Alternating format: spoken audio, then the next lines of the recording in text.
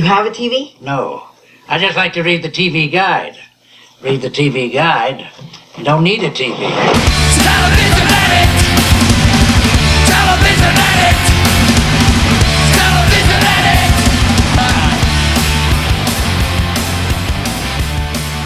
Hello! Happy June 28th, everybody. It is a very special day here at TV Guidance Counselor for many, many reasons. For not even first and foremost, but first thing I will tell you is that it is, in fact, my birthday. And so as a birthday gift from me to you, I give you a very special episode today. We have new episodes every single Wednesday, and we will have one tomorrow. My guest is Monique Powell of the excellent band Saved Ferris. But today, on Tuesday, you're getting this episode, and it is a doozy. Today, my guest is the one and only Mr. Ted Danson. Yes, that Ted Danson from Cheers, which obviously comes up on the show so often, and a bunch of other great stuff. I cannot thank Jonathan Katz enough for introducing me to Ted, and Ted for taking the time to sit and talk to me. He's an incredibly busy guy. He works all the time. You see him on your televisions nonstop, in Cheers reruns, but in new stuff constantly. Very nice guy, super funny guy, so gracious and humble and kind, and I cannot thank him enough for taking the time to sit down and talk to little old me about old television. If you are a newcomer to the show, which I suspect many of you are, given the nature of my guest, my name is Ken Reed. I am a stand-up comedian from the Boston area, hence why Cheers has a very special place in my heart. And I have been doing this show for a little over 2 years. It is called TV Guidance Counselor because I own every issue of TV Guide, essentially. We'll say that, but it's really from about 1965 to the year 2000 or so. The basic premise of the show is that somebody picks a TV Guide from my vast collection. They sit down, go through it, and we talk about what they watched when they were growing up and how that affected their work later in life, or some of the work they've done on some of the shows we all watched growing up. Ted has a really interesting story about what he watched as a kid, which I won't ruin, but it's pretty fascinating. And so that is the basic premise of the show. Occasionally, I am lucky enough to have incredibly big stars on the show talking about television, and today is one of those days. So I think you'll enjoy this episode very much. In fact, I know you will. So please sit back, relax, and enjoy today's special Ken Reed birthday edition of TV Guidance Counselor with my guest, Mr. Ted Danson. TV is my friend, and it has been always there for me in time of need. Mr. Ted Danson, how are you, sir? I'm very well. I'm excited to be here. Thank you so much for doing this. Obviously, as you can imagine, growing up in the Boston area, Cheers comes up on this show all the time, and we will get to that in a moment. But I wanted to start kind of at the beginning. And you grew up in Arizona for the most part? Yes, I did. Flagstaff, Arizona. Then I went away to a prep school in Connecticut at age 13. So I was there, 13 to 18. Then we came back out west to go to Stanford. When you were growing up in Arizona, were you a viewer of the Wallace and Ladmo show, or is that a little too young for you? You know what? This will be a very short interview. I did not have a television until I was 20 years old at Stanford University, 18 years old at Stanford University. Wow. Got my first black and white TV. Isn't that strange? I guess a little bit. Were you already acting at that point? No. I grew up when I was in Tucson. I guess TVs were new enough and my mother just didn't want to hear anything about it. Right. And then in Flagstaff, when I got there, I was about 8 years old. We lived out in the country, and you would have had to bring a cable out to our house. Right. And that was prohibitively expensive. So I literally grew up without a TV. Going to a motel en route to, visit cousins someplace, or my cousin's house in Pasadena was my only exposure to TV, which I loved and devoured. Yeah, I was going to say, the people that I know who grew up without TV went there was no middle ground. You went one direction or the other where you just didn't care about it, or anytime you saw one, you were like, I will be in front of this television until you pull me away from it. I literally used to read the TV guide, like, at night. Instead of watching... No. Okay. No, here's something really lame. My parents went along with this. For $1 on the back of a comic book, you could order a TV. $1. And I was convinced I was finally going to have a television. I was probably about 6. And they, sweetly went along with it. And this little 3-inch cube that had a scroll that you would scroll some little piece of paper that would show a cartoon inside of this little plastic television. Yeah, like I was so curious. Well, you learned a hard lesson about consumerism at that point. Yes. So was there a show that like kids at school talked about that it was probably more normal to not have a TV then, but did you ever have to pretend that you watched stuff that everyone was watching, or were you just kind of not too bothered about it? No, it really seriously did not come up. And then I went away to this English boarding school, in Connecticut at age 13, and there were no TVs. There was some teacher, or we'd call them masters. Some master would have a TV in their apartment, and if it was your basketball coach or something, maybe you'd go in and watch a game, or something. But that literally was it. So, but I grew up. My father and I, in a motel or my cousin's house, we'd watch Bonanza, or the early westerns is what I was like enthralled with. Right. Cheyenne, all of those, Wanted, Dead or Alive, but all of those were like, there were so many westerns back then. Oh yeah. Tombstone Territory, Rifleman. There were all these great westerns. Sugarfoot. Yeah, it was the Sugarfoot. That's right. And some guy had a pistol that you could screw a rifle stock onto it. Oh yeah, very historically accurate. Yeah. That was the prominent genre in America for so many years, and it's funny now. I think like Walking Dead is basically a western. Like we kind of still have it, but it's sort of disguised these days. Yeah. Yeah. Well, Star Wars took the western and put it in outer space. Oh, absolutely. Were you a movie kid? Were you going to the movies a lot or anything, or radio, or were you just kind of a outside? Radio. Here's a very lame image for you. Slightly disturbing, actually. So I'm about 5, 6, and I used to listen to the Lone Ranger radio show every Saturday. And the Lone Ranger had a scarf, but I could never get my scarf to look like the Lone Ranger's scarf until I realized that someone probably ironed that sucker for him to make it flat against his neck. So there I am, a 6-year-old kid, ironing my handkerchief. Well, you were learning to go around my neck so I could be the Lone Ranger. Sad, very sad. No, really. I mean, you're learning a very disturbing image. You're learning a very useful home economic skill there that a lot of kids didn't develop, which is very good.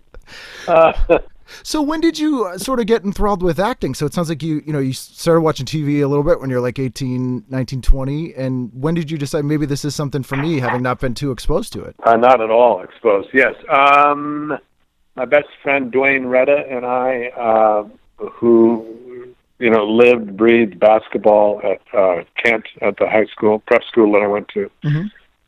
We won the league championship, and we were so excited. And then it was over, and spring came along, and we had no idea what to do. And so we just by chance tried out for a play called In White America by Martin Duberman. And we thought it was kind of silly, but it would be fun. And I remember sitting there. It was pretty good production, too. But I remember the audience starting to applaud. I thought, well, it's not basketball, but this is kind of interesting. You got bit by the bug there. No, not really, actually. I just thought, well, that was cool. That was fun to do with my friend. And then I went to Stanford and had no idea what to do, and I was a terrible student. And they happened to have a professional repertory company attached to the school when I was there. And so you saw some really good acting. And then I tried out, in my attempt to take some young lady out, I finally asked her out for coffee, and we were halfway through our coffee, and she said, well, I have to go. I'm going to audition for a play. So, in my attempt to be with her, I went along, and to stay in the room where you were auditioning, you had to audition. So I just made something up and got into this play. It was the smallest part you could get and still be in the play. Right. And yet I was just a light bulb went off. It was like all of life made sense. And I just fell head over heels in love with acting. And then I transferred from Stanford to Carnegie Mellon University and and off I went. I wonder if future generations are being robbed of fine actors because of dating apps. They don't need to impress girls by tagging along anymore and just kind of blagging their way through acting. So when you're or their basketball game was better than mine, and now they're right. They're playing all year round, or they're a dual sport person. So when you were at Carnegie Mellon, I know that like George Romero's Image 10 crew was big in Pittsburgh at that time, producing a lot of things. And then, I would be remiss if I didn't mention Creepshow. Had you met any of those guys when you were at Carnegie Mellon? No, I didn't. I didn't know any of them. I think Creepshow was the second film I did out here in Los Angeles. Okay. And they were all new to me. So you didn't even know, like, you weren't aware of like Leslie Nielsen from, his TV work and all that stuff. So you kind of, in a way, you got to miss out on all that intimidation factor of being like super familiar with people you're acting opposite. Well, I'd probably by then pieced together a fair amount of, once I bought my first TV at Stanford, I was like just glued to the TV. I mean, the first thing I saw was a rerun of the Dick Van Dyke Show. And I just was obsessed. Still am with Dick Van Dyke. He's one of my heroes. I just thought he was astounding. And literally, I hooked up. I tapped into some teacher's antenna that was living in the dorm, and turned on my first. At 11 o'clock in the morning, there was a rerun, and literally the first thing I saw on my first TV was Dick Van Dyke. So. He made a huge impression on me. Leslie Nielsen. I think I probably had seen him somewhere, somehow, maybe. Airplane, maybe, or something like that. Yeah, it must have been that, yeah. And were you instantly drawn to doing comedic role? Like, obviously, Dick Van Dyke, you gravitated towards the first thing you saw, but, clearly you have a natural affinity for comedic stuff. And it's, the majority of most of the stuff people know you from. Was that the kind of thing you were inclined to do when you started acting a little more seriously? No. Not necessarily. I mean, I think the benefit of being trained in the theater, which was Carnegie Mellon was a theater training school. So, the play was the thing, the writing. I think you realize early on that it's all about the writing. So whatever it was, whether it was funny or serious, if the writing was great, you wanted to be part of it. Right. I mean, the first couple of films I did, not Creepshow, but Body Heat and The Onion Field were pretty serious stuff. Yeah, absolutely. But I would if I had to give up chasing the giggle, I think I'd be very sad. I am now involved with a show called The Good Place, which is on NBC or about to be on NBC in the fall, and I'm just having so much fun being around such bright, funny people and. Yeah, I mean, I was so lucky with Cheers. It was Jimmy Burrows and Les and Glenn Charles, the creators, came out of the Mary Tyler Moore, the MTM tradition, and which kind of came out of the Show of Shows tradition. And so it was just this wonderful pedigree to come in at the tail end of. Had you met any of those guys when you did? Because you did a guest spot on Taxi, I think, like the year before Cheers, or maybe a couple of years before, right? Yeah, actually, Jimmy Burrows who's the director and co-creator. I think I auditioned for him on a TV show called Best of the West, I think. Oh yeah, with what was his name? He was on Silver Spoons. Joel Higgins. Higgins, Joel, right? Yeah. Exactly. Yeah. And I did not get the part, and but he remembered me from the audition, so he had me come in for Cheers, and I was doing that Taxi episode on the Paramount lot when Les and Glenn and Jimmy were putting Cheers together. Wow. And so I went over and met them during one of my lunch breaks, and the audition process lasted probably a month, but that was the beginning of Cheers for me. Wow. And you'd have no idea at the time that would go on to last as long as it did, because, NBC was they were in third place. And the show, although critically acclaimed for the first season, it was almost dead last. It was like number 74 out of 77 or something. Yeah. No, it was, and everyone claimed that Brandon Tartifkof was this genius, which he was, but genius for keeping Cheers But he used to laugh and say we had nothing to replace it, or Right. we would have, you Right. know. So we already had the set. It was cheaper to just keep it. just keep going. Yeah, Cheers struggled for you know, I think the second year we got up into the 30s or something, 40s, and then, you know, I think we were finally maybe in the 20s, and then the Cosby Show came on the air. Right. And it was so hugely popular that it dragged the entire Thursday night lineup behind it, and that's when it started being a top 10 show. Was the first time you'd ever been to the actual Bullfinch when they did that live finale here in Boston, or had you been there before that? No, we'd been there. We'd go once we were kind of a hit. You know, they'd spring for us to go for a week or a few days to go shoot some scenes outside right. The bar. And I kind of knew Boston a little bit. So no, we'd been there before, but that that evening you're referencing, I remember it well. I don't know if you guys do. One huge train wreck. Yeah, I mean, it was such a huge show. Obviously, around here, you know, we had James at 15 before that, and Spencer for Hire was shot around here. But for that show was such an institution here for over a decade, and was a rare case of, you know, people from Boston have, I don't know if you know this, have a little chip on their shoulder sometimes.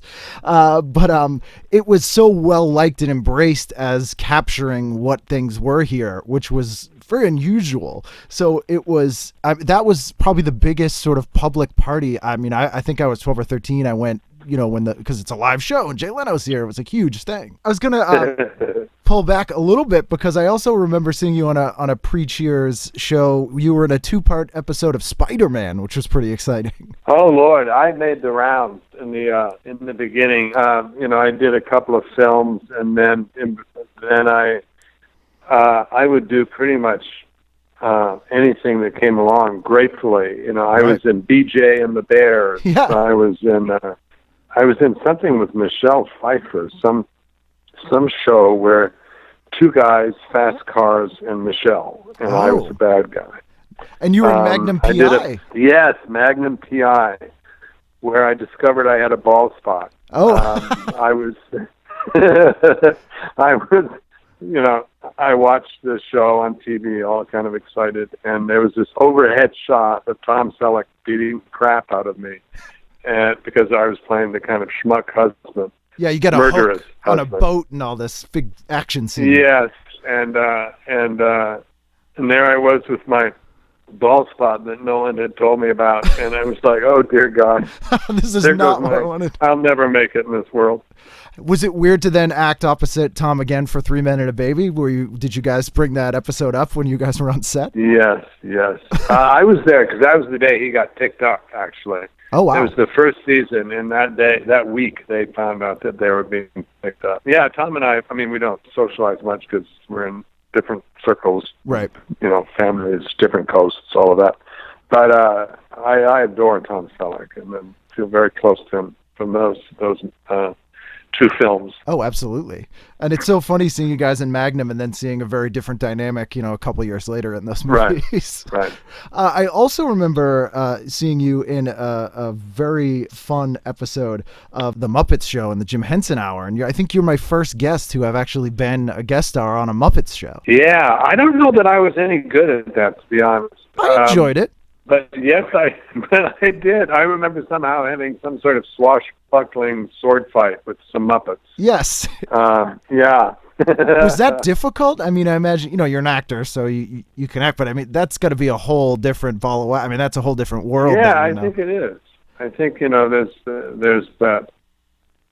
You need to kind of throw yourself into that sketch world and have, I think, I don't know. You know, I remember looking at it thinking I wasn't very good at it. But, yeah, sorry, I don't remember much about that except the sword fight and trying to figure out where to look. You know, the magic is going on right below the camera where all these amazing puppeteers, you know, are doing their thing. And so you're torn between looking at the Muppets or looking at the puppeteers, these guys and ladies who are just astounding at what they do. Right. So it was kind of a a tricky art form. Right. It's probably very technical, and it's hard to sort of get into the art of it a little bit if you're focused on that kind of stuff. The other thing I was very curious about was that you've been on the cover of TV Guide many, many times, and I think the first time was probably the second season of Cheers, and TV Guide was the most published magazine in the world at that point. Was that kind of strange? Like, did you see it at the supermarket? Do you remember going to your cousin's house and taking their TV Guide and you're like, wow, now I'm on the cover of it? Wow. It's funny. I have this, I'm sure there was a part of my brain that did, and I'm full of false humility. So, we all are. But I think I've always looked at my career and what was going on in the moment peripherally. Right. It was almost as if, no, this can't be it. There must be more. Right. No, I'm a better actor. Give me a chance. I think I've always kind of tried not to look directly at my career. Right. But yes, come on. It is astounding. It's unnerving. It's wonderful. You welcome it. You shy away from it. It's everything. The biggest thing that happens is your peripheral vision goes. Right. Because all of a sudden you can't just walk around looking at people and looking in their eyes, because now that you're so recognized, it's an instant conversation or something, so your life changes a bit. But you don't get to people watch as much. Which is tough for an actor, because that's probably one of the things most actors like doing the most, is watching human behavior and stuff. And especially a character like Sam Malone, which I bet everybody felt like they were friends with you. I know. It's so funny. It was kind of the perfect character, because, guys in the bar love me. Sports people, not me, but love Sam. Right. Sports people loved Sam. Women loved Sam because he was so clearly an idiot. Right. That I was a case in point. Anyone who was a feminist, would love Sam Malone because he was so clearly the reason why, he's proving their female point. race is superior. It was just really interesting. It was kind of that brilliant character, brilliant show meets a particular time in life where everybody's craving a place where they know your name. Right. And aside from basketball, you're not really a sports guy, right? So that I'm sure you were embraced by the Boston sports community, and that was kind of, you had to fake your way through it. Yeah, I think I didn't, and I probably should have faked my way. I think I blew the whistle on myself early on, so I think they went, forget him. Right. But basketball, fanatic. Yeah. Basketball, total fanatic. Were you a Celtics I finally fan? retired when Magic Johnson retired. But yeah. Until that moment, if the Lakers lost, my entire week was shattered. Right. Yeah, it was interesting. Actually, right around the time Cheers ended was when the Celtics kind of stopped being anything anyone cared about for a few years here. So, you could just walk into the Boston Garden without a ticket. They just let you go in and watch the games. They didn't even care. It was crazy. And that's also the interesting time when, as soon as Cheers ended, they were kind of setting every show in Boston because they seemed to think that was the magic of Cheers. There was 40 shows. They were like, no, not the amazing ensemble and the writing. It's clearly the Boston setting. That's what it has to be. That's funny. So then you went and did Ink for a year, which I think is where you met Jonathan Katz, right? Correct. Yeah. Yeah, and that was a fun show. My wife Mary Steenbridge and I did that. I really Jonathan Katz and Mary were horrible gigglers. They could not get through a scene without just breaking into gales of giggle. Which has got to be difficult when you have a whole audience there in a 3-camera show. Yeah. Well, they were pretty good in front of the audience, but rehearsals were impossible. Is this new show you're doing a 3-camera, or is it a single camera show? Single camera. We use 3 cameras, but no, it's like a film. It's like a movie. Do you miss that live audience kind of theatery? Not at my age anymore. I'm okay not to have that huge adrenaline pump of stepping in front of an audience. Right. And I don't know that I can do, if you think about 3-camera live audience, you usually think about 3 jokes to a page, basically. And that's tough, and I think I kind of felt like I stayed too long at that party and wasn't good anymore, and I thought other people were doing it way better than me, and I think I got a little demoralized, and but then what kind of rehabilitated my funny bone was Larry David, Curb Your Enthusiasm. And that is that more, single camera, improvisational kind of thing that was so much fun. And had you done some improv stuff before? Because that, if you're very much like, as you were saying, it was all the writing is if it's well written, and now you're in the complete opposite world almost, where it's kind of all on you in a lot of ways. Well, two things. I mean, Larry, when you do that kind of writing, you spend months breaking down the show. Right. You figure out what the arc of the season is, then you figure out what each show needs to be about, then what each scene needs to be about. And then when you would normally hand that process over to a writer to go write the dialogue, he doesn't. So you have this totally broken down scene. So it's not like you have to be good enough to improvise and create an arc in a scene. Right. That's been done for you. And then you start improvising, and like most improvisations, half of it's crap. Right. And then the second take, they'll go, all right, no, don't do that. That led us down a wrong turn. This was good. Let's keep doing that. And, so by about the sixth take, you have almost improvised the script. So you all know kind of where you're going. Right. It's a refinement process instead of a creation process almost. But the other thing about that is I was trained in the Sandy Meisner technique. One of the things I studied was Sandy Meisner technique, which is a famous acting teacher in New York. And there was something called a repetition exercise, where you learn to work off the other person. So you were only reacting because somebody made you do something, so that which removes that, oh, I better be funny, oh, I better think of something clever to say, and you just start riffing off of what you've been given by the other person. Right. So that is, in a way, an improvisational training. Right. And then the other thing that was clear with Larry David was your job was, you had a function, which was to box Larry more and more into a corner until he would explode into wonderful Larry. And did you know him before that? Like, did you know him from NBC? Yeah. It's funny too. We met. We spent some time with him on Martha's Vineyard. I think they had rented a house, he and his wife, and we became friends. And at one point, he said, "I want to show you all." So about 6 of us went over to his house and looked at a kind of rough cut or assemblage of the pilot of Curb Your Enthusiasm. And one person fell asleep, and another, and I think my reaction was kind of, well, this is kind of sweet. I don't quite get it, but I really like Larry, so let's be supportive. And so Mary and I said, if you ever need us to come be ourselves or something, because the whole conceit was he was playing Larry in the real world right after Seinfeld. So if you need us to be Ted and Mary, call us and everything. But it was really kind of a sympathy. Yeah. You never thought he'd call you. Surely this is not going to work.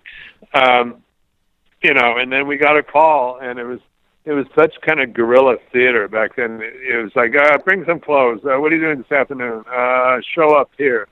And you'd go and you'd get out of your car, and they go, all right, put a little makeup on and go stand over there. And here's where, it was very guerrilla theater. Once it became successful, it had a little more panache. But in the beginning, it was hysterically rough and kind of a family affair. It was really, really neat. But was that invigorating to kind of, after being in such... Yeah. Yeah, absolutely. It was like, oh, I enjoy being funny again. Yeah, no, it really just made me happy to be funny again. And probably it really opened up a lot of doors for me. I think Larry David and then the Kessler brothers and Daniels, the Damages series opened doors for me. I think that kind of turned me around. But I do credit Larry for kind of reinvigorating my love of acting and my, and my career. Because that was like a year or two after Becker had ended when you did Yes, Curb? yeah, and I think I was so sad that it ended. I went, that's it. I'm just going to do movies. I'm just going to, do whatever. And you can't recapture that magic again. You're like, I've done it. It's one episode of that show in particular that's actually come up on this show a couple times as being incredibly fondly remembered is that on Becker, you guys did a 9/11 episode, and it was really kind of the first show I remember. Francis, yeah. And Francis it was Sternhagen. Yeah, and it was a really touching but funny show that was so respectful, and it was, I think, maybe the first show that handled that. Oh, I'm so glad you brought that up, because the writer-creator is one of my best friends, and I will tell him that you brought that up. Oh, nice. Yeah, I could give you a litany of prominent comedians who have mentioned it to me about how important that was to them and how they learned that, you can joke about things and have an episode of a show that's still the flavor of that show and respectful, but also funny and like the way that we cope with things with humor in real life. Great. To me, that is, and that was my background. When you think about it, Cheers, even though its mandate was just funny, it was bright and funny, but he was an alcoholic. Yeah. Yeah. He was Sam Malone, he was never ever going to be with anyone. And I love humor that comes out of sadness and comes out of human frailty, that to me is like the best. Because it's like a gallows humor. It's how, that's why shows like Roseanne and stuff really resonated with me, and especially Cheers. I don't know if that's it was just the sort of blue collar northeastern place I grew up, but it seemed like such a real show. That was my uncle's. Yeah. And they are kind of sad, broken people, but they've created a family within that world. Yeah. And, And they give each other crap, but then if someone outside does it, then we're all gathering together to go, for bar wars or something. Yeah. which were always my favorites. I particularly enjoy the final one there with the hologram, which is great.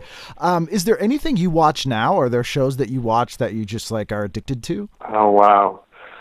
I'm so bad at this question, and I should have a stock answer that makes me seem really intelligent. But no, whatever the truth is, because it's the season to watch and MSNBC and CNN. Yeah, that's the and then I get so overwhelmingly depressed because of the Same the season here. we're in that I then turn on to HGTV and watch some sort of building a house show. Oh yeah, that calms me down.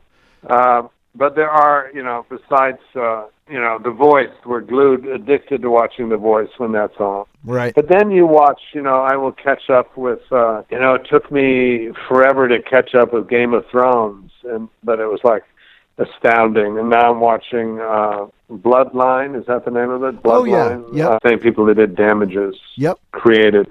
So you'll get Fargo. I thought the first season of Fargo was brilliant. And let me say that about, I like my comedy to be sad, but I like my drama to be funny. Yeah. And that's kind of Fargo and Damages. They were both so dark that they are funny to me. They have to be. Yeah. Was it so you had watched Fargo before you were on it? No, I got the offer to be on it and went back and watched the first season. And you were like, thank God this is actually good. I enjoy this show. This will be good. Yeah. Is there a show that you wished you could have been on at some point? Obviously Cheers, you took up probably all your time for, the better part of a decade, but was there ever a show where you're like, man, I would have loved to have done a guest spot on that, or that looked like it could have been a fun role? I don't know if I think like that. I don't usually think that, but there were shows that that I worshipped that I don't know if I ever wished I'd been on it or something. Monty Python to me was comedy royalty. John Cleese to me is one of the funniest physical comedians ever. Absolutely. When he was on Cheers, he did a couple of episodes. It was like royalty. It's just couldn't get over the. Was that the most intimidated you were by a guest star on Cheers, or the most wow, I can't believe I get to act with this person? Yeah, and I also, Dick Van Dyke played my father on Becker. Right. That was we could barely get any rehearsal in because we just kept asking him to tell more stories. Right. We've hired you mostly to tell stories, but also to act. It's a cover story here. So aside from the new show coming up, is there anything else that you have coming up that you're excited about? Are you doing any more drama stuff? Are you still doing CSI? No, that's all done. I managed to close down 2 franchises. Excellent. That's got to be. Yeah. I think that's a record. Yeah. Well, no, you're not Ted McGinley. Oh, that's true. He has, he's in the double digits at this point with those things.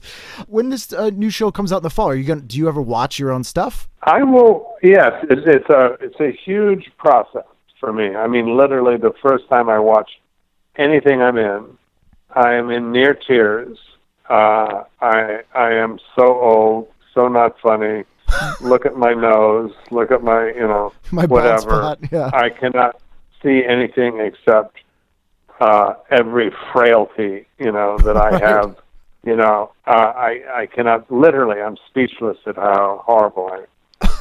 And then I will watch it the second time, and then I'll sniffle away my tears and say, "Well, I guess I'm not that bad."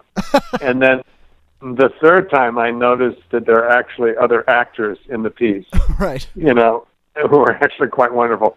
So it takes me 4 times to really see it and go, okay, I get it. That's good or bad or whatever. But it really, literally is that hard for me to watch something I'm in. But I will, and I have, and I probably will watch this. Mostly because there are a lot of scenes that I haven't been in that I'm dying to see with the other people, right. because the script was so funny. I can't wait to see what the other actors are doing. Does it sort of ruin things a little bit for you when you're in them because you're too preoccupied with your usual the kind of performance self-analyzing that we all do, or where you're like, man, I kind of wish I wasn't even in this because this is so good. I want to be able to sort of lose myself in it.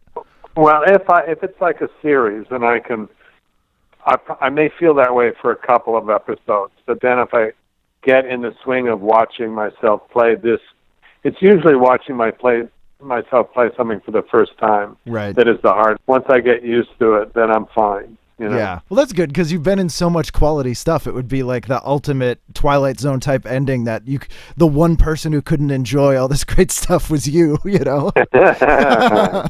ultimate curse. Well, thank you so much for doing the show, Ted. It's been great talking to you, and I really appreciate you taking the time. I know you're very busy. I wish I could say yes, I'm terribly busy, but I'm in my sweatpants lounging in a sofa, wondering what can I possibly do next to fill the day.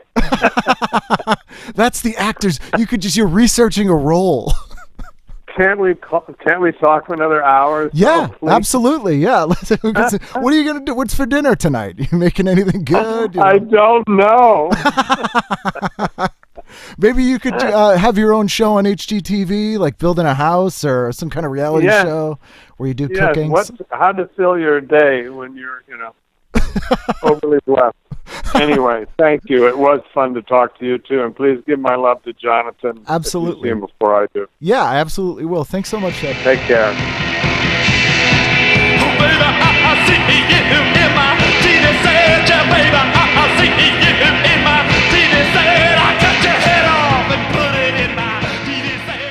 There you go, Ted Danson. As I said, what a great guy. Again, I cannot thank him enough for taking the time to talk to me. And also special thanks to Jonathan Katz, the great Jonathan Katz, who you may know as Dr. Katz, professional therapist, for introducing us. If you haven't heard the episode I did with Jonathan, I will put a link up to that on tvguidancecounselor.com. If you have heard that episode, I will still put a link up to that on tvguidancecounselor.com. It's a really fun one. Jonathan also has a podcast called Hey, We're Back. It's a very short podcast, but it's very, very funny. It's all about quality, not quantity. And selfishly, I am in an episode of that show. So check that out as well. I'll put some links up to that on tvguidancecounselor.com.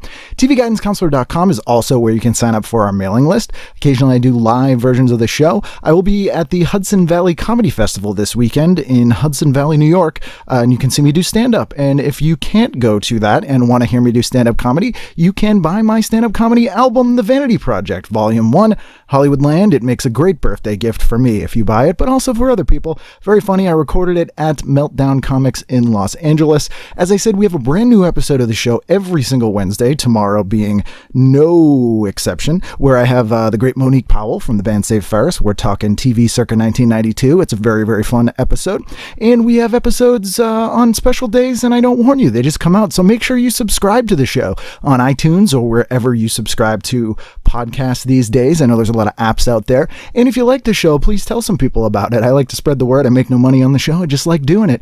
If you want to rate and review the show on iTunes, it would be very much appreciated. But again, it's not what's a prerequisite? It's not required. It's really just a request. But I'll stop requesting these things. So we'll see you again tomorrow for a brand new episode of TV Guidance Counselor.